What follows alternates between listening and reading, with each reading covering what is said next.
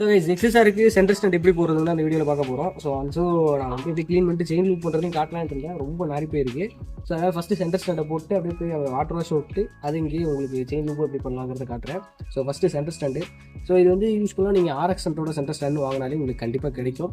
Majority உங்களுக்கு உங்கள் ஏரியாவில் ஆட்டோமொபைல் பார்ட்ஸ் வந்து நல்லா சேல் ஆகிட்டு இருக்க ஒரு கடையில் உங்களுக்கு எல்லாத்துக்குமே தெரிஞ்ச ஒரு கடை இருக்கலாம். ஸோ அந்த மாதிரி கடையில் போய் கேட்டிங்கன்னா கண்டிப்பாக இருக்கும். மெஜாரிட்டி லோக்கல் ஷாப்ஸ் சின்ன சின்ன கடையில் இருக்காது. கொஞ்சம் பெரிய கடையாக எல்லா மெக்கானிக்ஸும் ஸ்பேர் பார்ட்ஸ் வாங்குற கடையாக போய் கேட்டிங்கன்னா கண்டிப்பாக இருக்கும். ஸோ இது வந்து RX சென்டர் ஸ்டாண்டு ப்ளஸ் பின்னு. ஸோ ஸ்டாண்டு பார்த்தீங்கன்னா உங்களுக்கு 500 வரும், பின் வந்து ஒரு 100 வரும். மொத்தமாக எனக்கு ஒரு 600 வந்துச்சு. ஒரு சில இடத்துல இன்னும் ரேட்டு கம்மியாகவும் இருக்கும், சில இடத்துல ரேட் அதிகமாகவும் இருக்கும். ஸோ அது ஒரு ஏரியா பொறுத்து.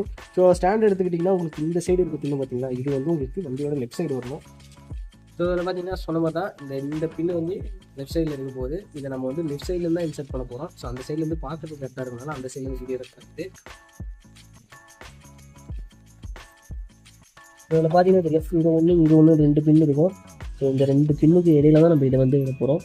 ஸோ ஃபஸ்ட்டு வந்து ஸ்டாண்ட் வச்சுக்கலாம்.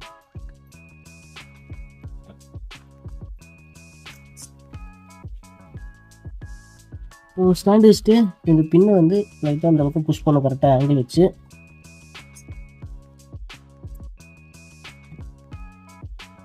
அவ்வளோதான். ஸோ பின்னு பார்த்தீங்கன்னா உங்களுக்கு இந்த கேத்தலிக் கன்வெர்ட்டரில் வந்து முடி நிற்கும். ஸோ அதனால் இந்த சைட்லேருந்து உங்களால் தள்ள முடியாது, அந்த சைட்லேருந்து தான் உள்ள போடணும். ஸோ ரொம்ப ஃபுல்லாகவும் பண்ண தேவையில்லை. இது வந்து டெம்பரரி ஃபிக்ஸ் தான். ஸோ இப்போயே நான் இது வந்து அட்வைஸ் பண்ணுறது வந்து டெம்பரரியாக அந்த செயின் லூப் பண்ணுறது வண்டி க்ளீனிங் பர்பஸுக்கு மட்டும்தான் இந்த சென்டர் ஸ்டாண்ட் வந்து ரெக்கமெண்ட் பண்ணுறேன்.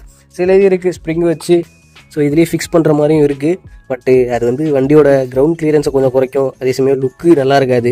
ஸோ அதனால் இதை வந்து நீங்கள் டெம்பரரி பர்பஸ்க்கு மட்டும் யூஸ் பண்ணிங்க. ஸ்டாண்டை போட்டு காட்டுறேன்.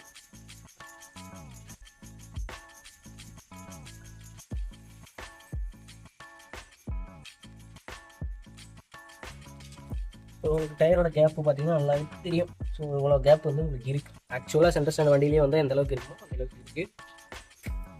இதில் நீங்கள் ஃபோக்கஸ் பண்ண வேண்டியது கரெக்டாக பின்னு 2 பக்கம் வந்திருக்கான்னு பாருங்கள். ஒரு சைடாக விட்டு பண்ணிங்கன்னா உங்களுக்கு இஷ்யூ ஆயிரும். ஸோ பின்னு பார்த்தீங்கன்னா அந்த இடத்துல வெளில இருக்குது. ஸோ ஒரு வேளை விலகிக்கிச்சுன்னா வண்டி கீழே வந்துடும்.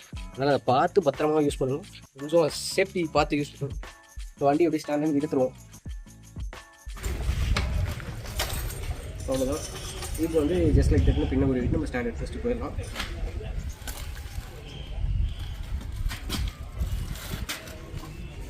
ஸோ அவ்வளோதான்.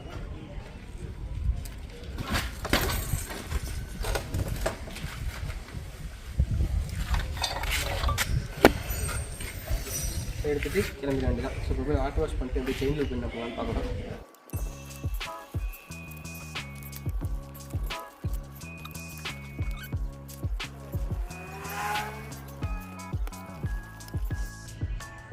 ஸோ இந்த இடத்துலையும் இங்கேயும் தான் நமக்கு வந்து லூப் பிடிக்கணும்.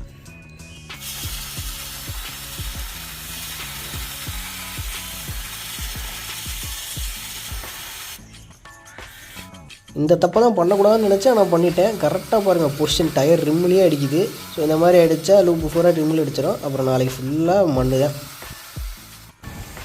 ஸோ அடுத்து மெயின்டெனன்ஸில் நம்ம பண்ண வேண்டியது என்னென்னா, இந்த மாதிரி ஸ்விட்ச் கேஸு இந்த மாதிரி இடத்துலலாம் வந்து லைட்டாக WD-40 வந்து அடித்து விடுங்க. அடித்து விட்டுட்டு அப்படியே துணியை வச்சு எக்ஸஸாக இருக்கிறத தொடச்சி விட்ருங்க. இது எதுக்காக பண்ணுறோன்னா, ஸ்விட்ச் கேஸு இந்த மாதிரி இடத்துலாம் வந்து வாட்டர் வாஷ் பண்ணதுக்கப்புறம் தண்ணி உள்ளே வந்து தங்கியிருக்கும். ஸோ அதெல்லாம் வந்து நம்ம இப்போ WD-40 அடிக்கிறது மூலமாக தண்ணியை வந்து இந்த WD-40 வெளியே எடுத்துரும். ஸோ WD-40 ஆல்ரெடி உங்களுக்கு தெரியாது, ஒரு ரஸ்ட் ரிமூவர் தான். ஸோ இதனால் உங்களுக்கு வந்து ரஸ்ட்டு ஃபார்ம் ஆகாது. அதனால் இந்த கீ ஹோலு இந்த மாதிரி இடத்துலலாம் வந்து அடித்து விட்டு க்ளீன் பண்ணிங்கன்னா உங்களுக்கு வந்து ஒரு மாதிரி ஸ்விட்ச் கேர்ஸும் நல்லாயிருக்கும். இந்த மாதிரி கீ ஹோல்ஸும் உங்களுக்கு எதுவும் ஸ்ட்ரக் ஆகாமல் ரஸ்ட் இல்லாமல் அது பாட்டுக்கு ஃப்ரீயாக போயிட்டு வரும். ஆனால் இதில் நீங்கள் பண்ண வேண்டிய முக்கியமான இன்னொரு விஷயம் என்னென்னா, எக்ஸஸாக வெளியே போனது எல்லாத்தையுமே இப்போ நான் துடைக்கிற மாதிரி ஃபைனாக தொடச்சி எடுத்துருங்க.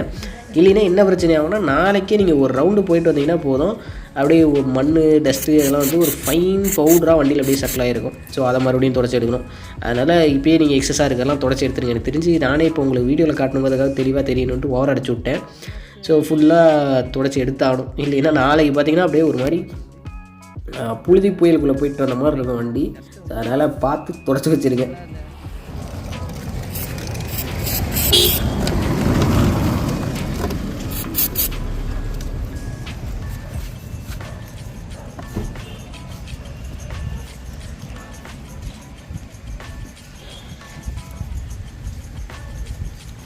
அப்புறம் இந்த மாதிரி ஜாயின்ஸ்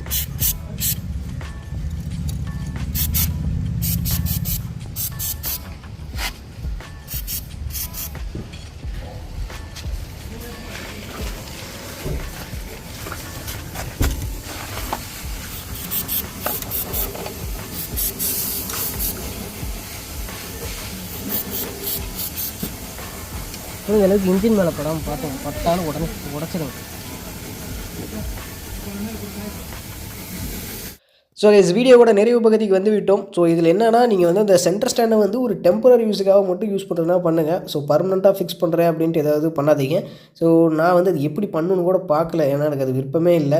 ஸோ ஏன்னா வண்டியோட சென்டர் ஸ்டாண்டு வந்துச்சுன்னா எல்லோரும் சென்டர் ஸ்டாண்டை எப்படி கழட்டலாம், வெயிட் ரெடியூஸ் பண்ணலான்னு யோசிக்கிறாங்க. வண்டியில் சென்டர் ஸ்டாண்ட் இல்லைன்னா அது எப்படி பர்மனெண்ட்டாக போடலாம் அப்படின்னு யோசிக்கிறாங்க. என்ன புரிஞ்சுக்கிறனே தெரில. ஸோ நான் வேறு வண்டியை வாங்கியிருந்தாலும் சென்டர் ஸ்டாண்ட் வந்தால் கண்டிப்பாக கழட்டியிருப்பேன். ஸோ இது இல்லாதது எனக்கு பிரச்சனையாகவே இல்லை. அந்த லூப் பண்ணும்போது வண்டி க்ளீன் பண்ணும்போது மட்டும்தான் எனக்கு ஸ்டாண்டு தேவைப்படுது. பேடாக்கு பதிலாக நான் ஸ்டாண்டு யூஸ் பண்ணுறேன், அவ்வளோதானே தவிர ஸ்டாண்டை பர்மனெண்ட்டாக ஃபிக்ஸ் பண்ணணும்னு நான் யோசிக்க கூட இல்லை. ஸோ அதனால் உங்களுக்கு நான் அதே தான் ரெக்கமெண்ட் பண்ணுறேன். பேடாக்கு பதிலாக சென்டர் ஸ்டாண்ட் வந்து யூஸ் பண்ணிக்கங்க. இதை தவிர்த்து நீங்கள் அந்த மலையில் போகிறது, தண்ணி செயினில் படுது, இல்லை வாட்டர் வாஷ் பண்ணுறீங்க அப்படிங்கும்போது மட்டும் லூப் மறக்காமல் அடிச்சுங்க. ஏன்னா இப்போ தண்ணி படுதுங்கிறப்போ நீங்கள் ஆல்ரெடி அடித்த லூப் வந்து வாட்டர் ரெப்லண்ட்டாக செயல்பட்டுரும். ஆனால் அந்த லூப் போனதுக்கப்புறம் தண்ணி பட்டுச்சுன்னா உங்களுக்கு ரஸ்டிங் வந்து ஸ்டார்ட் ஆயிடும். ஸோ அதனால் தண்ணி படுது, இல்லை ரொம்ப மண்ணில் விட்டீங்க, அந்த மாதிரி டைம்லலாம் வந்து லூப் மறக்காமல் பண்ணிக்கங்க. இதுக்கப்புறம் அந்த WD-40 சொன்ன மாதிரி அங்கங்கே சுவிட்ச் கியர்ஸு அங்கெங்கெல்லாம் ரஸ்ட்டு வருமோன்னு நினைக்கிறீங்களோ அங்கெல்லாம் வந்து WD-40 அடிச்சுங்க. இத்துடன் இந்த வீடியோ வந்து முடியுது. நன்றி கைஸ். நான் எப்பப்பெல்லாம் வண்டியை வாட்டர் வாஷ் பண்ணுறனோ அப்போலாம் அந்த மழை பெஞ்சு சேரடிச்சிருது. ஸோ நான் இன்னும் எந்த அளவுக்கு லக்கினா, நான் உள்ளாடே காய போட்டால் கூட மழை வந்துடும். ஸோ அதனால் உங்கள் ஊரில் மழை பெய்யலினா கழுதையெல்லாம் கல்யாணம் பண்ணிகிட்டு இருக்காதீங்க. எனக்கு ஒரு வாட்டர் வாஷுக்கு மட்டும் ஸ்பான்சர் பண்ணுங்க உங்கள் ஊரில்.